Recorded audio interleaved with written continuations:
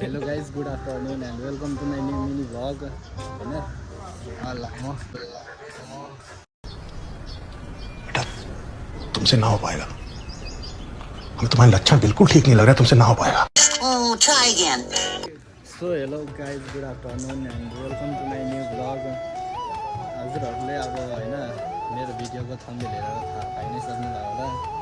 हाम्रो भिडियोको main topic भन्नेले के रहेछ भने आज म सकेसम्म यो चाहिँ मेरो होइन लाइफको पहिलो फर्स्ट भ्लग हो। के बोले भाइ? अब के बोले? अब म सकेसम्म पब्लिक प्लेसमा गएर भ्लग भिडियोहरू पाउने चाहिँ है अहिलेको लागि है हामी कपाल काट्न गइरहेको छौँ। सो है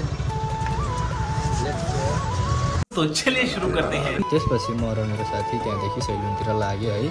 अनि आज हामीले जसरी भए पनि आजको हाम्रो भ्लग मिसन कम्प्लिट गर्नुपर्ने थियो। प्लस म भित्रदेखि अलिक नर्भस पनि थिएँ है।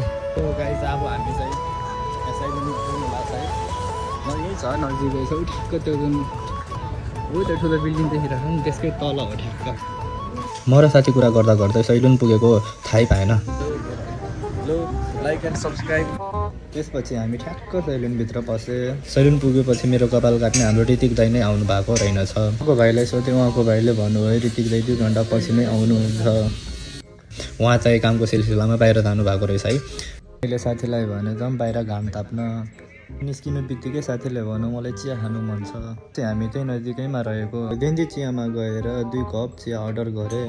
चिया खाइसकेपछि हामी नजिकैको पार्कतिर लागेँ। हामीले दायाँ बायाँ अगाडि पछाडि तल माथि हेर्दै सफलतापूर्वक रोड क्रस गर्न सफल भए।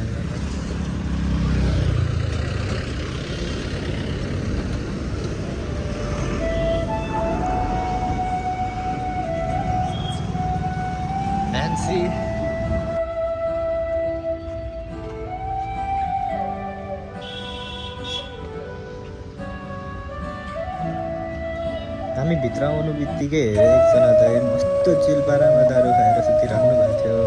अनि अर्कोपट्टि साथी पार्कमा आउनु बित्तिकै मस्तो चिलपारामा एक्सर्साइज गर्नु थाल्यो। शाबाश बेटा, बहुत बढ़िया मुन्ना। ऊ त हेर न खालि के छ हेर हेर कट्टुमा छ हेर। ऊ त फेरि हेर न ऊ ए हेर्दिन हेरेन छेरे कट्टु फेरेन।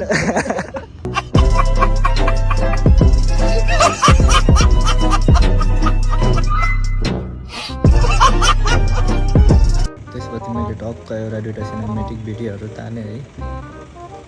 भिडियो फोटोहरू तान्दै गर्दा मैले टाइम हेरेको त 2 घन्टाभन्दा नि बढी भइसकेको रहेछ। ल गाइज अब हामी घुमिसक्यौँ। अब हामी सैलुनतिर लाग्दिरहेको छ है। मेरो नेपाली बोल्दाखेरि कस्तो अड्किरहेको हुन्छ किन हो त्यस्तो? राम्रै छ त अड्किरहेको हुन्छ क्या घरिघरि। अनि कुनै वर्डहरू यस्तो हुन्छ। सैलुन पुगेपछि फाइनली हाम्रो ऋतिक दाइ आइसक्नु भएको रहेछ।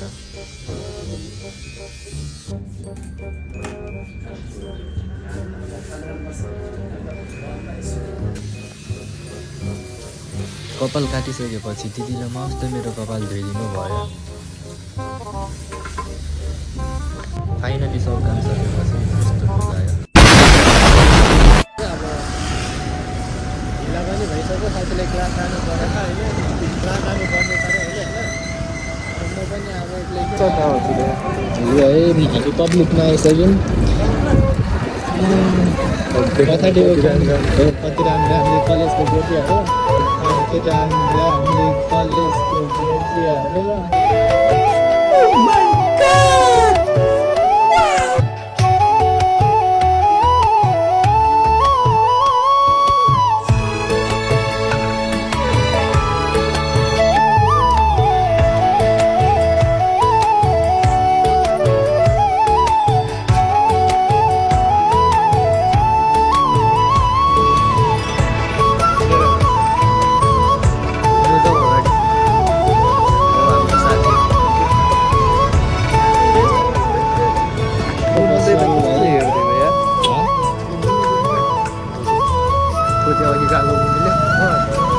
यस्तै रहेछ है यतातिर।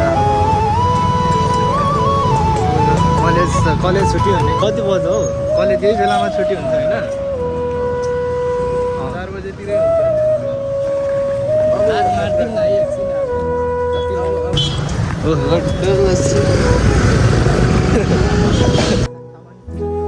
होला ओइ मा के म गाविस अध्यक्ष भए भनेदेखि त यो गाउँलाई त म त स्विजरल्यान्ड जस्तो बनाइदिन्छु त्यसो गरेर कसो होला एकदम राम्रो हुन्छ त एकदम राम्रो स्विजरल्यान्ड भन्ने कस्तो छ खोइ दाइ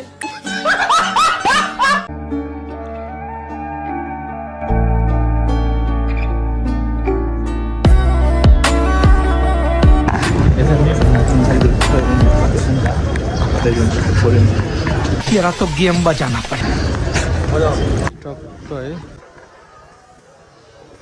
नेपाली हो कि कोरियन हो लौंडा है ना आपका एक नंबर का ठरकुल्ला ठरकुल्ला रसगुल्ला सुना था ठरकुल्ला अरे ठरकुल्ला ठरक से 2 लेवल ऊपर ठरक ठरकी ठरकुल्ला कृष्ण मन्दिरमा आएपछि साथीले भनौँ जाउँ उता एकछिन साइडतिर बसौँ मैले पनि भने ठिकै छ जाउँ न त त्यसपछि टक्क दुवै दाजुभाइ बसे हामीसँगै स्कुल पढ्दाखेरिको ती यादहरू र सँगै क्लासमा बिताएका रमाइला पलहरू सम्झिँदा हामी दुवैजना क्या इमोसनल भइदियो एकछिनको लागि